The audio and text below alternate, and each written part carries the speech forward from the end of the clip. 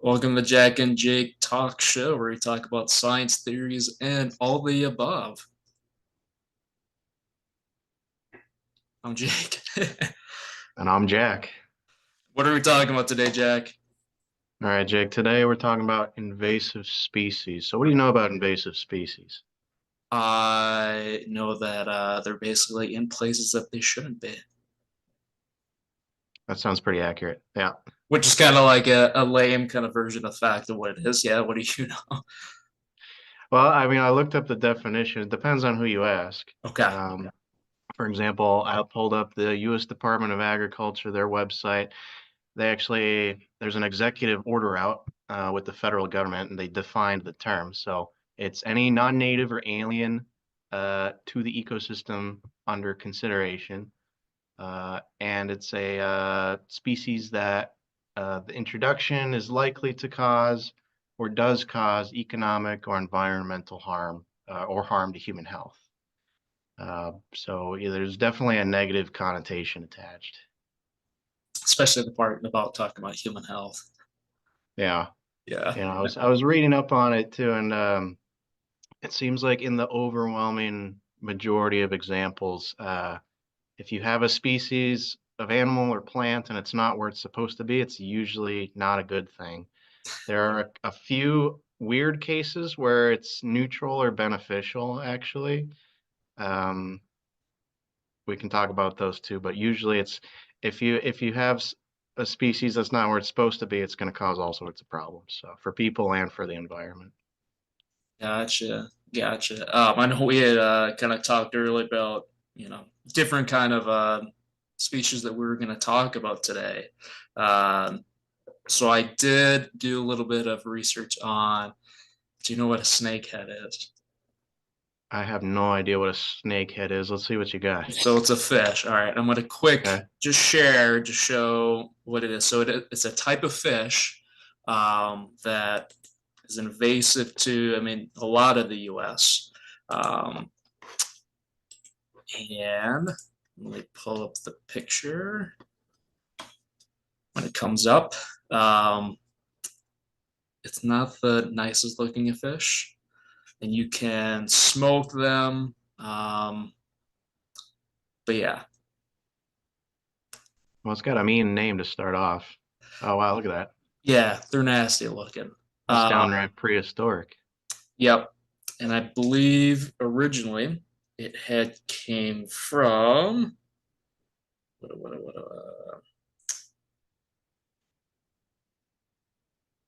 I believe it was over in Middle East area. Is where it came from originally. And somehow it ended up on its way over here.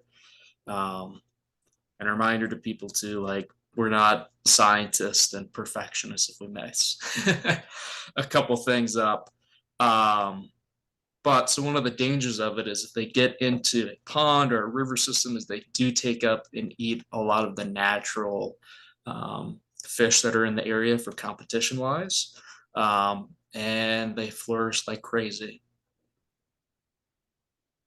So okay, so I see also that picture you pulled up. The subtitle is "Kill it immediately." So, what are some steps government or local people are taking to take care of this snakehead fish infestation?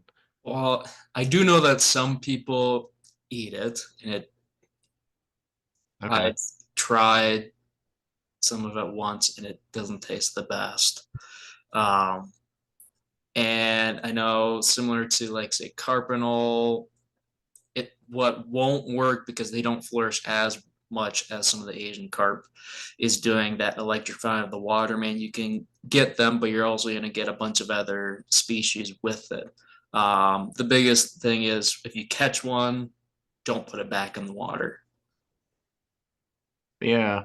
Yeah, I suppose it's very difficult. I mean, for example, like this, when you have a fish, how do you target a specific fish? I mean, if you're, fishing or putting in nets or barriers or, chemicals, I mean, if you attack one fish with that method, you're going to You're attack all gonna, fish. yeah. Yeah. Wow. Yeah, so it's a thing that came to the U.S. and I'm also gonna double check on my China. It was not Middle East. It was China, Southern Siberia, North Korea area. So So there. sorry, I forget if you mentioned this already, but what's the detriment of having this fish over in North America? So when it enters some type of pond, water, ecosystem area, it outcompetes and eats a majority of any other fish that's in there. So they destroy the habitat by eating some of the smaller fish that are naturally supposed to be in there.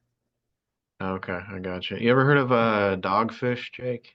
Yeah, it looks, I think that's also another similar name to it, or if it's not the same thing. I remember that something very similar out in the Midwest. There's a species called dogfish, and Yeah. I don't believe it's supposed to be there. And I think it's the same Yeah. scenario. It makes its way into ponds and lakes and Mhm. rivers, and it eats every fish, other fish in sight. So it kind of just takes over whatever habitat it's in. Right, right. What was one of the species that you found out? And we're talking specifically about the US. Yeah, so let's see here.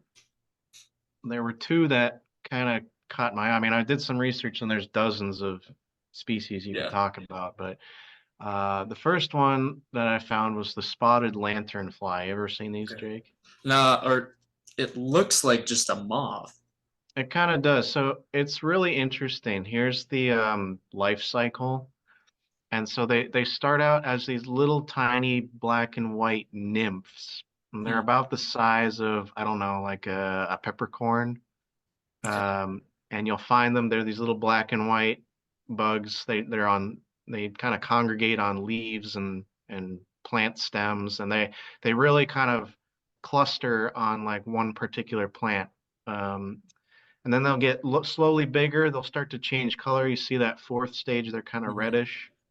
And then in their final stage, yeah, they kind of look like they're called a lantern fly, but it's more, I think it's like a plant hopper is the family of insects that it belongs to. So it's kind of a chubby little insect with wings, and they kind of just bounce around and fly from plant to plant. Mm. And actually, I've got another good one here. Okay. I'm just on the Wikipedia page, but you can kind of see they've got these reddish wings. Ugh. This one's caught in a spider web. And they're totally harmless and they're very clumsy. They'll just like bump into you. Yeah. But they're very pervasive. They'll eat pretty much any kind of plant with soft tissue. And they don't actually eat the plant. They actually pierce the phloem, it's called, like the tissue of the plant, and they'll suck out the sap and sugars. Hmm. And then they'll excrete mostly sugar. And it actually causes problems. One, because they really do plant damage to crops and other native plants, but also because of that uh, sugary excrement, it damages other plants too. It kind of prevents those plants from doing the photosynthesis, and it can cause damage to crops and all these other things. So um, really just this is kind of what you see. They kind of just kind of congregate on stems. Okay. Yeah. Is it found all over the US or only certain spots? Because I see Pennsylvania as a part of it, but Yeah, so I'm over on the East Coast, so these are something I see on a regular basis in the okay. spring. But yeah, they belong to, I want to say, Eastern Asia, like China. Okay. That's where they are native to, and in that environment, they are preyed upon by parasitic wasps. Huh. Um, I don't know if you've ever heard of those, Jake. Um, but a I parasitic wasp, maybe once or twice I've heard about yeah. it. Yeah, it's just Yeah. So they sting their prey, the wasp does. It paralyzes the insect, and then they lay their eggs in or on the prey, and the larva eats the prey slowly. Um, so yeah, in China, these lantern flies are kept down by another native predator species. But in North America, there isn't really any, uh, there aren't Predator sport. parasitic wasps or other insects that take care of them. I mean, I suppose some birds will eat them, but they kind of just are out of control. You can kind of see here's a tree. So they're kind of taking over in Pennsylvania. They've been spotted in New Jersey and New York. They've been spotted in other states too, but not as prevalent yet. But only in 2013, 2014 they started appearing. Hmm, Here's a good map actually. It shows this is actually just a it's a projection. It's not actually showing where they are, but you can kind of see, East Coast United States and looks like the Midwest too. This is like a prime location, like a hmm, habitat that these lantern flies could make if they were to spread. But like I said, it's only been maybe 10 years and they are really all up and down kind of that central eastern seaboard. hmm. Um, so yeah, that's something that I see on a regular basis. That was the species that I wanted to talk about. Um, yeah, another good view. They almost look like a weird looking I'm trying to recall the exact name of it. Not an ash borer. Um it looks like almost like a cicada. Kind of, not really. Yeah, Not yeah, really, but I think it's a similar family. yeah. Like I said, they're plant hoppers, so I think it's that same kind of, large body, stubby wings. Hmm. But it does look like something you wouldn't exactly want around. No, no, they eat everything. That's the issue. Well, I got another one as well. Species to talk about. A plant species, so not an animal. Um, the giant hogweed. Oh man, thing is huge. Yeah. So there are plants that look kind of similar to the giant hogweed, but just not to the same, size as what the hogweed gets. Um, One thing about this hogweed plant is that if you touch it, you can see kind of part of an image as well. Um, my cursors, you'll get blisters if you touch it. Ooh, And a lot of it is kind of more on the west coast. A lot of areas that have a lot of moisture in it. It thrives in, and it came from, I believe it came from similar.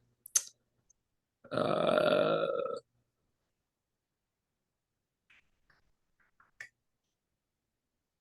Native in the Caucasus Mountain region between Black and Caspian Seas.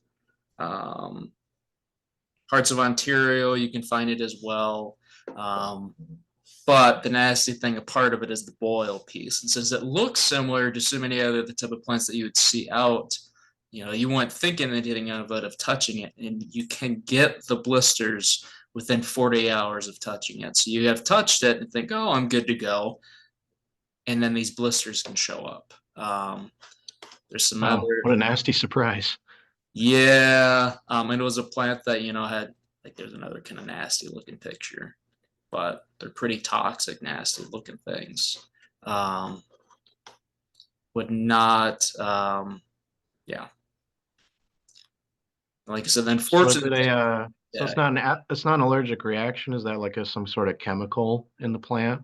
I believe it's something from the plant of touching the leaves or the flower part that you can get from, because there's a defense mechanism of it. Um, Hmm. but yeah, I've seen these before in some of my travels where it looks just like any type of, flowering plant, but massive. Um, and yeah, not something that kind of almost looks like hemlock as well. Um, Yeah, it's funny that you bring this one up because I found one that, at least in photos, it looks similar. mm, It's called gout weed. Have you ever seen gout weed? I'm I may have seen it. I'm just not familiar with it. me see if I can share a photo. So it's All similar, but it's a much smaller plant, but it's, kind of leafy with white flowers. right. And luckily, this one is harmless to humans. Okay. Um, and it was actually brought over from Europe to North America just as an ornamental plant. Um, and also for like medicinal purposes. It's called goutweed. It's used as an herbal remedy for gout, Hmm. um, among other things. So this is a much smaller plant than the one you had, but it's kind of just this leafy thing. It's got these white flowers. Sometimes is mistaken for Queen Anne's lace or some other native species in North America. But the problem with this one is that it spreads very, very rapidly. Hmm. And it doesn't actually flower. Well, it flowers regularly, but it doesn't seed very much. But it has these rhizomes, these very fine, pervasive roots. And it will reproduce asexually through the roots. They'll just bud and spread Spread. Yeah. underground. Yeah, and they'll just kind of overtake an entire area and kind of butts out all the other species, all the other plants in the area. It looks like something you would just find in a regular flower bed, though. Yeah, yeah. I mean, it's very benign. It looks quite harmless, and I mean, it is harmless, but it does a lot of damage wherever it goes because it just takes over. It kind of cuts down on the variety of other native plants. Well, even the fact too of the way that it grows, prospers, right? I mean, it's gonna spread out and kill out whatever kind of native things are by from underneath. Not that other plants don't do that, their growth, but that's pretty wild that it would do some. Kind of makes you wonder too about how some kind of that I guess not natural selection, but how plants kind of thrived, right? Yeah, I mean, it's really curious when you think about it because we have a very, I don't know what the right word is, not anthropocentric, but, kind of, this is the environment we have. Mhm. And, the crocodiles belong down in the Gulf and, the polar bears belong in the Arctic. And I mean, those are extreme examples, but, you kind of picture like, okay, I have this animal and here's the list of it in the encyclopedia and here's the map of where it's supposed to live, but really, I mean, that changes over time.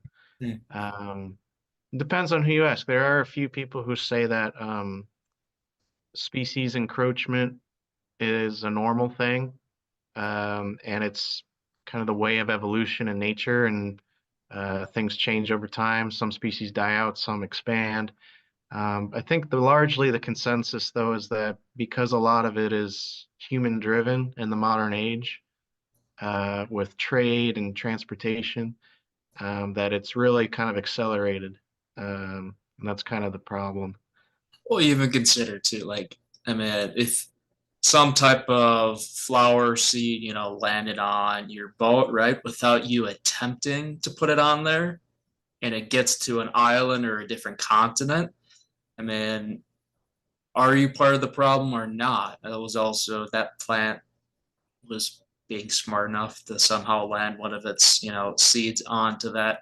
So I feel like it's 50-50 thing sometimes. Other times, and someone brought over a plant for because it was nostalgia pieces, right? So there's a plant or an animal that was from their home area, regardless of where they live in the world, and you bring it there. You don't know sometimes the fact that it's going to thrive in whatever region that you're moving to.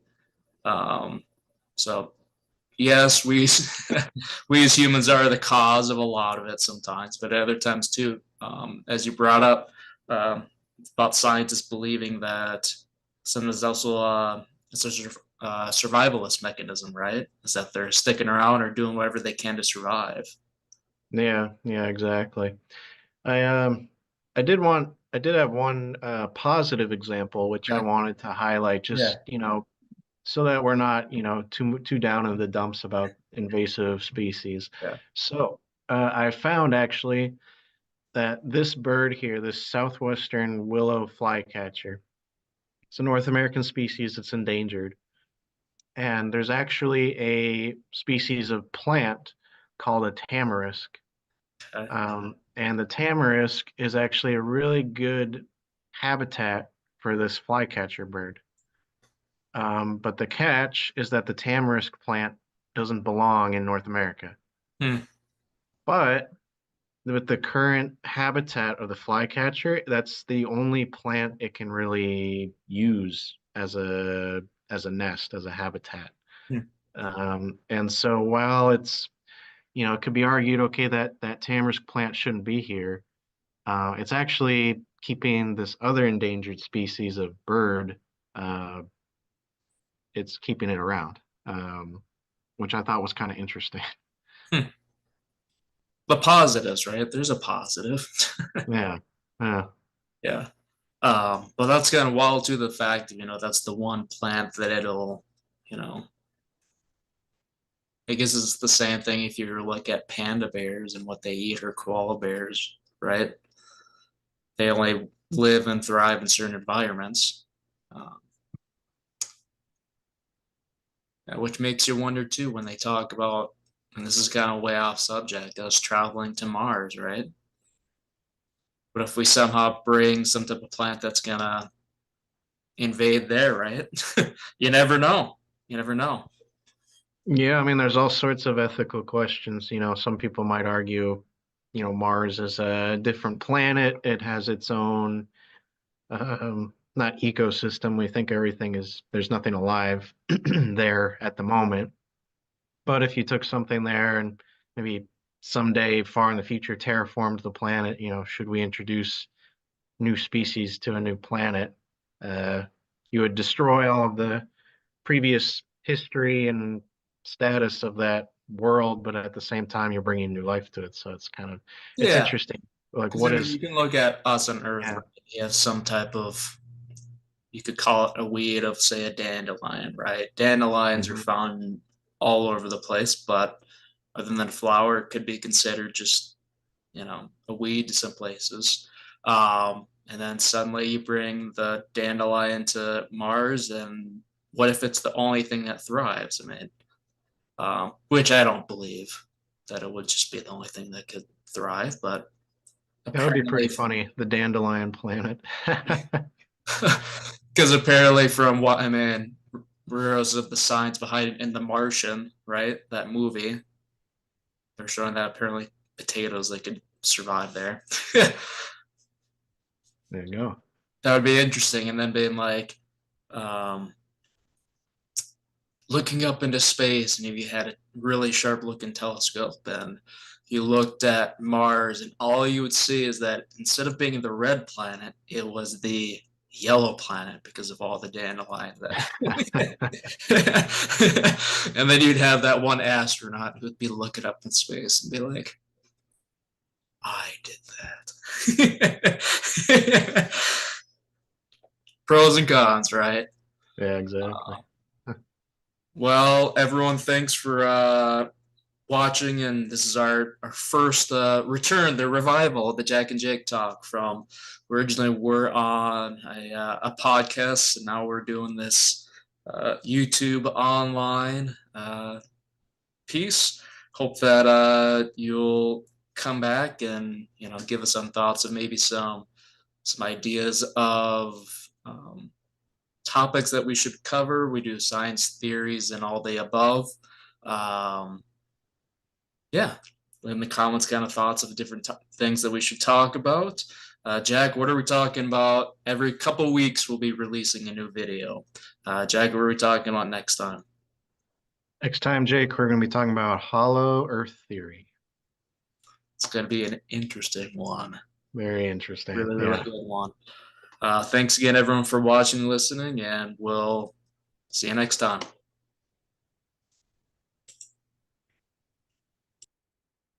All right.